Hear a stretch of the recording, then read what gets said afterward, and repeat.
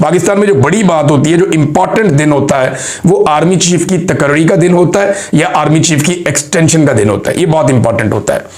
इतने इंपॉर्टेंट दिन को शहबाज शरीफ अवॉइड करके बहरीन से बरतानिया क्यों चले गए और वहां जाकर अपने क़याम को बढ़ा क्यों दिया?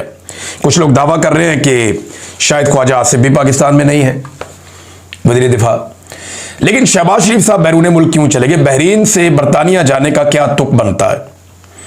अगर आप नक्शा देखें ना, तो पाकिस्तान से बहरीन आता है और उसके बाद तकरीबन 7 घंटे बाद, एक लंबी फ्लाइट के बाद 7-8 घंटे की, फिर बरतानिया आता है। यानी रास्ते में तो है नहीं। हाँ, ये समझ आती है कि शहबाज शरीफ अमेरिका गए और वापसी में बरतानिया रुक गए, ये तो बात समझ आती है। लेकिन शहबाज शरीफ बहरीन गए थे, जहां से पाकिस्तान चंद घंटे की मुसाफत पे, 2-2.5 घंटे। लेकिन शहबाज शरीफ साहब बहरीन से बरतानिया चले गए और यह भी नहीं बताया कि वो बीमार है। फिर एक ट्वीट भी कर रहे हैं अपनी भतीजी की तारीफ में, और भतीजी आगे से जवाब भी दे रही है, मरियम नवाज। तो इससे वो ये भी बता रहे हैं कि वो एक्टिव हैं, चीज़ों को देख रहे हैं, सोए हुए नहीं हैं। और कोई कमर दर्द, टांग दर्द, सर दर्द, पेट दर्द, कोई ऐसा बहाना भी नहीं है। यानी शहबाज शरीफ साहब इस बात में बड़े माहिर हैं। जब भी उनके ऊपर केसेस बनते थे, बीमार हो जाते थे, वो कमर में उनके दर्द निकल आती थी और वो अस्पतालों में दाखिल हो जाते थे। शहबाज शरीफ, नवाज शरीफ, वो इन चीज़ों के माहिर हैं। जैसे उन पे मुश्किल वक्त आता है, वो अस्पतालों में पहुंच जाते हैं।